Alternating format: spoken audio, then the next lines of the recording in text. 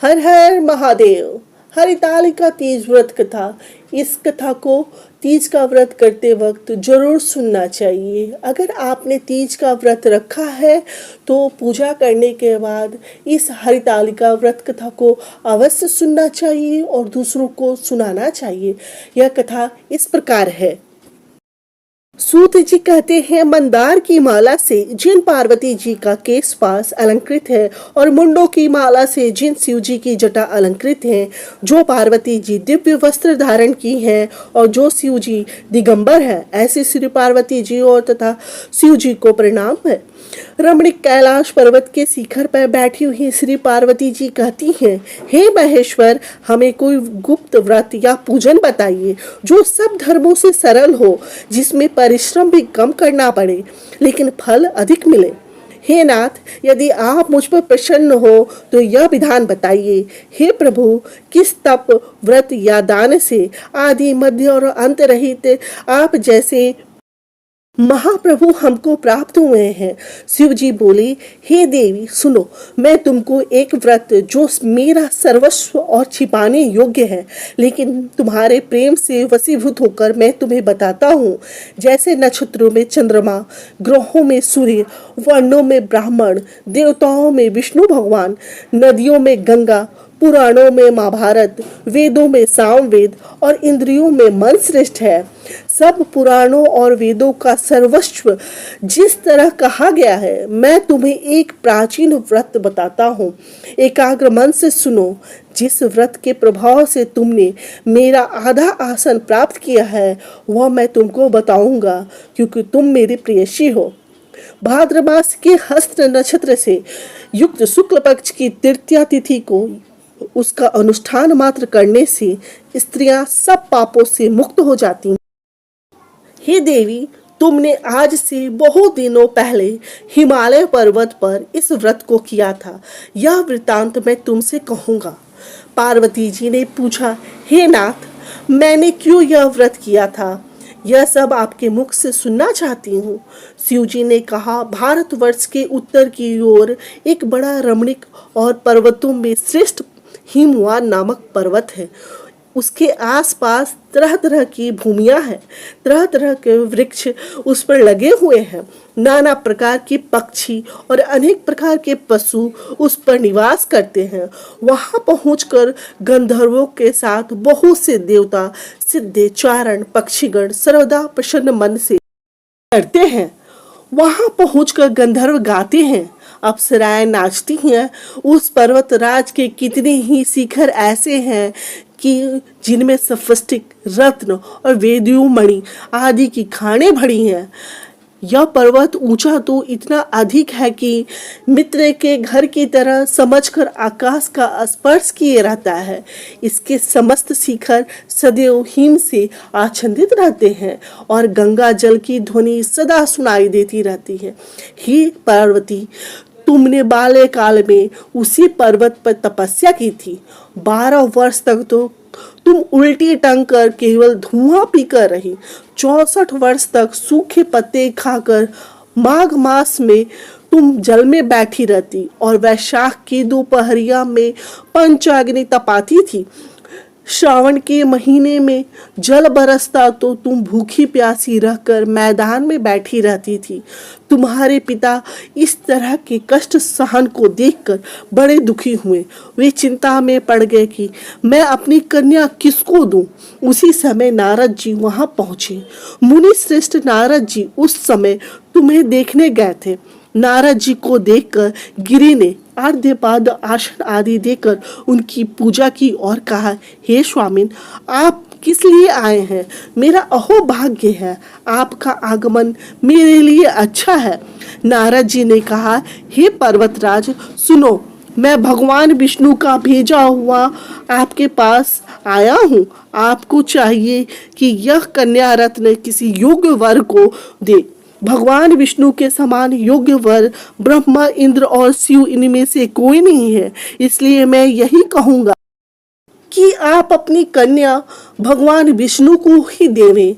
हिमवान ने कहा, भगवान विष्णु स्वयं मेरी कन्या ले रहे हैं और आप यह संदेश लेकर आए हैं, तो मैं उन्हें अपनी कन्या दूंगा। हिमवान की इतनी बात सुनकर मुनिराज नारद आकाश में विलीन हो गए। वे पीताम्बर चक्र और गदाधारी भगवान विष्णु के पास पहुंचे। वहां हाथ जोड़कर नारद जी ने भगवान विष्णु से कहा, हे देव सुनिए, मैंने आपका विवाह पक्का कर दिया। उधर हिमवान ने पार्वती के पास जाकर कहा कि हे पुत्री, मैंने तुम्हें भगवान विष्णु को दे डाली। तब पिता की बात सुनकर तुम बिना उत्तर दिए अपनी सखियों के घर चली गई। वहीं जमीन पर पड़कर तुम बड़ी दुखी होती हुई विलाप करने लगी। तुमको इस तरह का विलाप करते हुए देख एक सखी ने पास आकर कहा, हे देवी, तुम क्यों इतनी दुखी हो? इसका कारण बताओ। तुम्हारी जो कुछ इच्छा होगी मैं यथाशक्ति उसको पूरा करने की चेष्टा करूंगी, इसमें कोई संशय नहीं है। पार्वती बोली, मेरी जो कुछ अभिलाषा है तो उसे तुम प्रेम पूर्वक सुनो। मैं एकमात्र शिव जी को अपना पति बनाना चाहती हूँ, इसमें कुछ भी संशय नहीं है।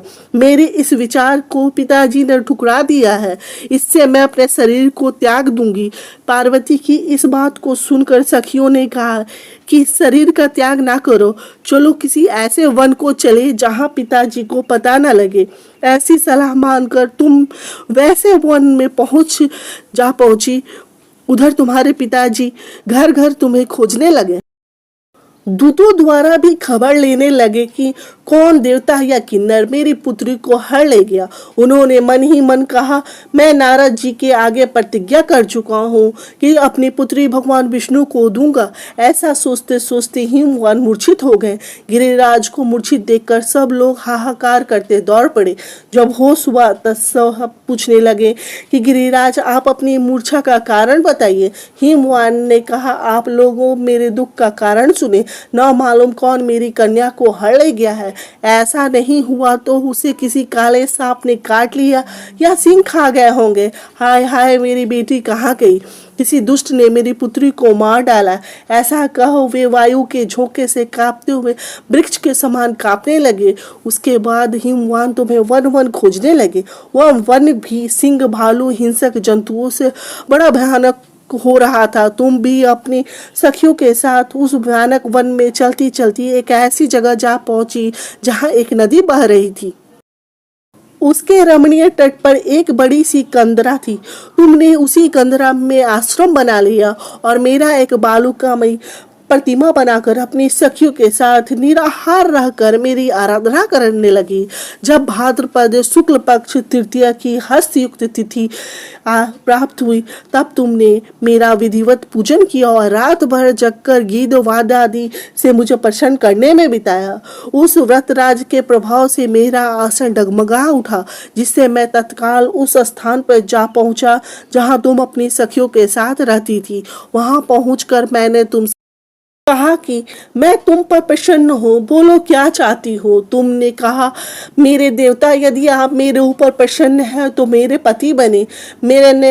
मेरे तथास्तु कहकर कैलाश पर्वत पर वापस आने पर तुमने वह प्रतिमा नदी में प्रभावित कर दी और सखियों के साथ उस महाव्रत का पारण किया।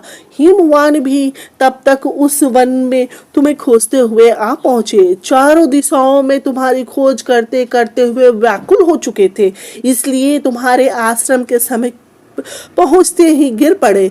थोड़ी देर बाद उन्होंने नदी के तट पर दो कन्याओं को देखी। देखते ही तुम्हें छाती से लगा लिया और विलक कर रोने लगे। फिर पूछा, पुत्री, तुम सिंह, व्याघ्र आदि जंतुओं से भरे इस वन में क्यों आ पहुंची? पार्वती ने उत्तर दिया, हे पिताजी, मैंने पहले ही अपने आप को शिव जी के हाथों सौंप दिया था। आपने मेरी बात टाल दी थी, इससे मैं यहाँ चली आई। हिमवान ने संतावना दिया कि हे पुत्री, मैं तुम्हारी इच्छा के विरुद्ध कुछ न करूँगा। तुम्हें अपने साथ घर ले आए और मेरे साथ तुम्हारा विवाह कर दिए। इसी से तुमने मेरा अर्धासन पाया है। तब से आज तक किसी के सामने मुझे यह व्रत प्रकट करने का अवसर प्राप्त नहीं हुआ। हे देवी, मैं यह बताता हूँ, इस व्रत का नाम हरितालिका नाम क्यों पड़ा? क्योंकि तुम्हारी सखियां हर ले गई थी, इसी से हरितालिका नाम पड़ा।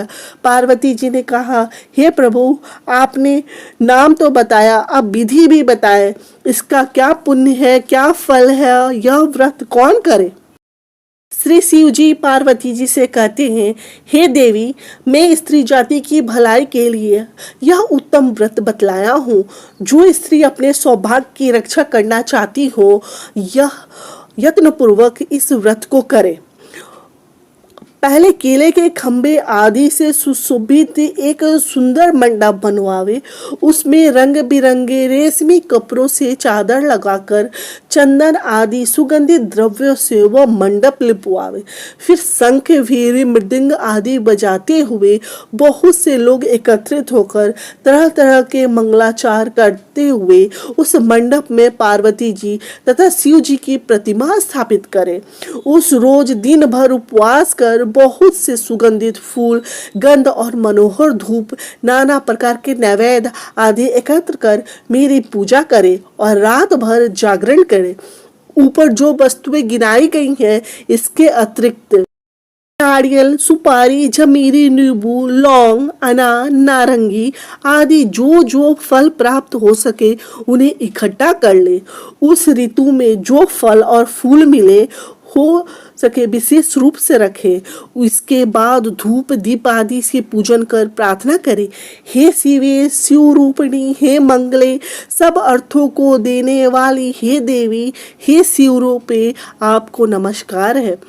हे शिव रूपे आपको सदा के लिए नमस्कार है। हे ब्रह्म रूपिणी आपको नमस्कार है। हे जगदात्री आपको नमस्कार है। हे सिंह वाहिनी, संसार के भय से भयभीत मुझ दीन की रक्षा करो।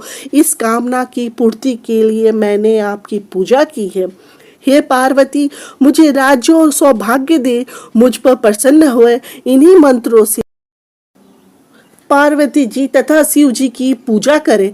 तदंतर विधि पूर्वक कथा सुने और ब्राह्मण को वस्त्र, गौ, स्वर्ण आदि देवे। इस तरह एकाग्रचित्त होकर स्त्री पुरुष दोनों एक साथ पूजन करें। फिर वस्त्र आदि जो कुछ हो उसका संकल्प ले। हे देवी, जो स्त्री इस प्रकार पूजन करती है वह सब पापों से छूट जाती है और उसे 7 जन्म तक सुख तथा सौभाग्य प्राप्त होता है। जो स्त्री तृतीया तिथि का व्रत ना कर अन्न भक्षण करती है वो 7 जन्म तक बांध्या रहती है और उसको बार बार विधवा होना पड़ता है। वह सदा दरिद्री, पुत्र शोक से शोकाकुल, स्वभाव की लड़ाकी, सदा दुख भोगने वाली होती है और उपवास न करने वाली स्त्री अंत में घोर नरक में जाती है। तीज को अन्न खाने से सुकरी, फल खाने से बंदरिया, पानी पीने से जोंक, दूध पीने से सापिन, मांसाहार करने से बाघिन, दही खाने से बिल्ली, मिठाई खाने से चींटी और सब खाने से मक्खी होती हैं। उस रोज सोने से अजगरी और पति को धोखा देने से मुर्गी होती है। इसलिए हर स्त्री व्रत अवश्य करे।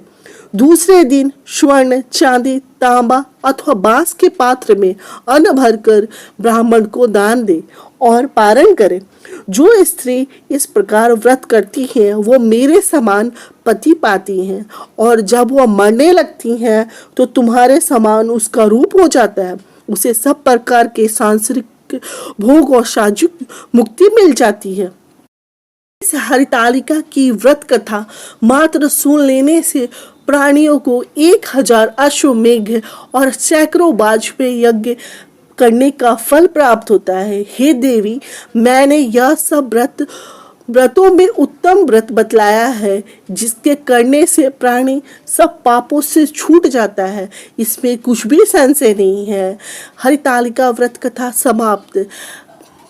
सभी से निवेदन है कि तीज का व्रत अगर रख रही हैं तो हरितालिका व्रत कथा अवश्य सुने। अगर इस कथा को सुन रही हैं तो अंत तक अवश्य सुनिएगा।